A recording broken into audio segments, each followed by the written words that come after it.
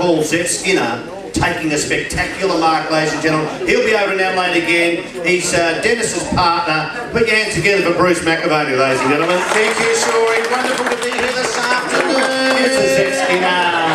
Lindsay Gilby's got the ball on the halfback like a delicious kick. What a wonderful player is, isn't he, Donna? A good kick. To Will Minson, he gets the ball. Will Minson, what a done like he's kicked in the wrong way. He can't see anyway, Shorey, your eyes are shot. The one-eyed Collingwood supporter over there, there's no other type. Shorey just sitting against the wall. Look at him, the one-eyed Collingwood supporter. Good on yourself, you see him over there. He's giving you that. He's giving you the finger, giving you the bird. But magnificent to be here at Seaford. We wouldn't go all the way down to Frankston's as far as that went, Shorey. Just draw the line at Seaford's about where it ends, but magnificent to be. I did follow Ricky Nixon in, but I was just hoping to get a number of that schoolgirl that he was with. Just magnificent, a ripping sword, and fairly available, I would have thought, given what he's done. Just cutting a swathe through the entire AFL, but geez, I'm delighted to have actually been kicked off the front and back pages of every media outlet over the last 18 months. Tiger Woods kicked it off, gave new meaning to the term playing the 19th hole, and then of course Shane Warne, if it wasn't good enough going to bed with Liz Hurley, decided to jump into the sack with every double E-breasted porn star going around, and Charlie Sheen doing more drugs than Woodstock, and of course he just had the every man's ideal living situation when he had half a dozen stunners living at his home that he could have a crack at any given time. And then on the AFL front, the St Kilda boys, little Nicky Dell Santo, little Nicky Dell. Oh, he's had to cop that. Zach Dawson, Sam Gilbert, Nick Rewalt belonging at the gay Mardi Gras up there, and quite unbelievable. And of course Ricky Nixon, as we mentioned, my mate Ricky Nixon. Now figure this, he took a slab of beer and a crate of wine up to that young girl's hotel room to give her advice. I'd call it give her a fearful pounding, sorry, but anyway. And what did he do? What did Ricky Nixon do to ensure that the media pack didn't follow him? He went over to Ireland as a 7 votes. They awarded 1 vote per game, of course, in Shorey. Hayden Button, 3 Brownlow medals, 1931, 32 and 35. You're going to do the lot, Bruce? Dick Reynolds winning the Brownlows in 1934, 37, 38. Bobby Skilton started his run in 1959. Then it was Schultz, then James, then it was the Lord. Skilton again in 63, then it was Gordon Collis. Ian Stewart went back-to-back in 65, 66, then it was Ross Smith. Bob Skilton, the 3rd Brownlow medal, 237 games and 9-time best and fairest, 3 times runner-up. He wore number 14, but he only played in 1 final, so bad like Bobby Boy. In 69, Kevin Bulldog Murray, Bedford in 70, Ian Stewart, a 3rd Brownlow medal. Team of the century in Richmond, St Kilda. The late Len Thompson, 72, 73, 74, Keith Rickard, wore number 27. On the Brownlow medal in both years with the same amount of votes as a jumping up on his back. Jeez, that's spooky. I don't know about you. Tipsy in 75, then it was Moss, Teasdale, Milton Ryan in 78. Then it was Peter Moore, Templeton in 1980.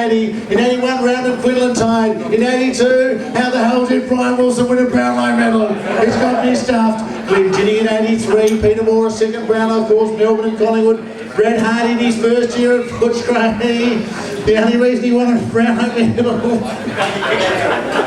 Red hair, white skin, didn't rate him, he was a hack. In fact, in 86, Tipper and Greg Williams tied. In 87, John the Rat Platten tied with Tony Plugger-Lockett, the first full forward ever to win a Brownlow medal. Healy in 88, Couch in 89. In 1990, Little Liver, the prick, the tag, and the scratch of the forearm measure. Jimmy Steins, the Irishman, then it was Scotty Wine. Wagon in 93 with 18 votes. Greg Williams was 2nd with 17. He was pissed off, Greg, because one day he got 44 touches and got jack shit from the umpires, sucked in the Greg.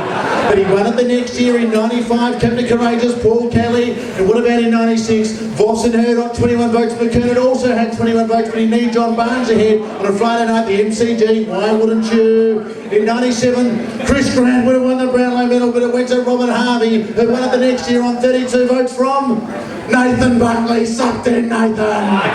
In 99, Shane Cindy Crawford, Woeful in 2000. Jason Neckers, Manus in 01. Simon Black in 02. In 03, the three-way tie between Goods, Buckley and Rashudo. Chris Judd, the Wonder Boy in 04. In 05, Ben Cousins got across the line when he wasn't sniffing it. 06, Alan Goods, a second Brownlow medal. In 07, Jimmy Bartell. In 08, Adam Cooney, the Burger Ring King. And in 09, Carrie Ablett. Thank you very much, sir. I think I've got it covered by now.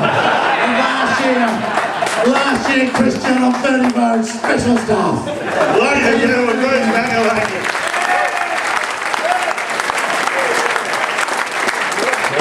Just magnificent, Bruce.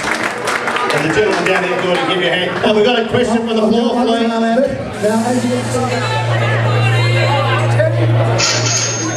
Footy, and Essendon will get up just. Now, Mike Last time they played McCracken in 12, so.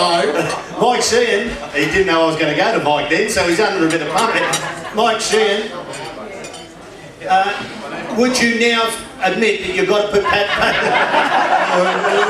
Ladies and gentlemen, put your hands together for Mike Sheehan from the Herald Sun.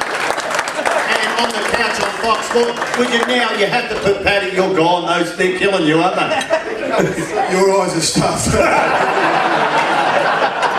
Would you now put Paddy Ryder in your top 50, Mike? No, I have him in my top 50 at Essendon. I've got him in the top 50 at Essendon at the moment. He's going okay there. But no, I don't rate Paddy.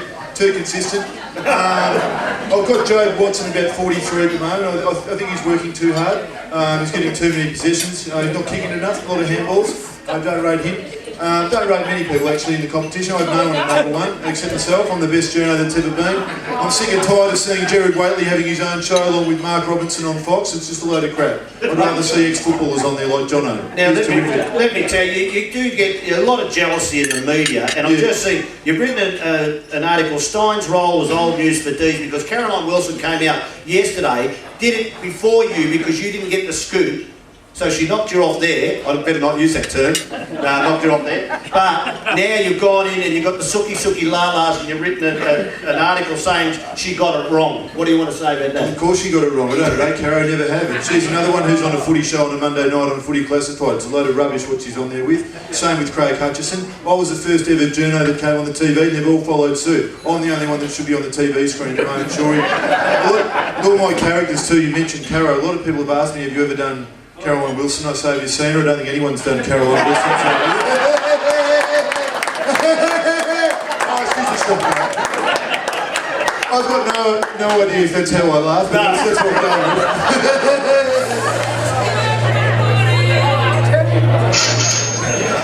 She's running our country remarkably, and I'm sure it's quite remarkable. It is amazing today that we've actually got the Prime Minister of Australia with us. She is here. Julia Gillard's popped in for a little chat. Here she is now. Oh, fantastic. Ladies and gentlemen, the Prime Minister of Australia, Julia Gillard. Thank you very much for that. Terrific to be here this afternoon in front of this crowd here at Seaford. I was so delighted pre-election. I knew I had to come up with something similar as Bob Hawke to make sure I was elected as the Australian Prime Minister. When Bob Hawke said no child would be living in poverty by 1990, I knew I had to come up with something equally as stupid Tony and I did.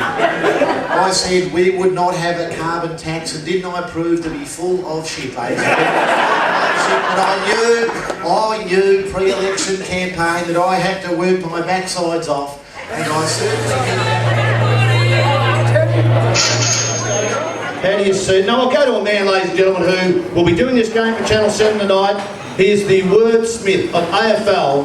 Put your hands together for Dennis Cometti. Thanks, you. Ladies and gentlemen, put your hands together for Dennis Cometti.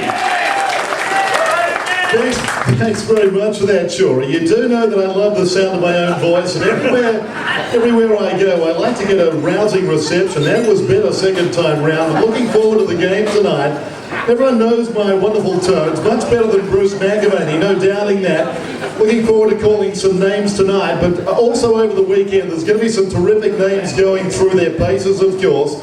You know the West Coast Eagles players' names of a bygone era that I'd love to call. Names like Jakovic, Mainwaring, Servic, Brett Heddy, Stephen Malaxos, a wonderful name, but this year the new breed, the next generation of names coming through, names like Alapati Carlisle, Austin Wanamiri, Cyril Rioli, Zephaniah Skinner, Nick Nat Nui, what a sensational name. Just watch my mouth move in 15 different directions as I say his name. Nick Nat Nui, sensational stuff, and of course, Shorey, tonight's game, St Kilda versus the Dogs. I don't think you were saying any secrets there about the loser tonight. Their stuff, no doubting that. The Western Bulldogs disinterested, not playing for their coach. He's shot. Don't worry about Brendan Favola. They need a coach who wants to be there, as a few of their players as well. Yeah, Dougie, I'm going for the Saints tonight. Can we get him on the phone at all? Hold on, ladies and gentlemen. We might have a chance here. Ian, people said you were at the wedding. Is that you, Ian? Are you there? Are you there, Ian? Yeah, hi Tony, how are you? Terrific to be here. Just so excited to be here this afternoon. I'm just absolutely delighted. I watched Jeff Hugel make a stunning comeback, and I thought it was time for me, having a look at his career, sort of be reinvigorated. I had a look at his career. I thought it was time for Not me. for the money only. You're just not doing it for the money. It's not the money. I know I was flanked by all the Virgin hoardings, but it wasn't for that. It's certainly because I want to swim again for Australia, and I'm just rapt to have finally come out of the club. I come out of retirement. Sorry, but yeah, it's going to. I think Dennis mentioned it earlier. It's going to be great to be jumping in the deep end again, going up and down. I don't get sick of looking at that black line. Let me tell you. So it was a wonderful wedding. What about your outfit, Ian? It was quite amazing, your outfit. I can't even remember the outfit, to be honest. I was smacked. I was just gone. So it was a party.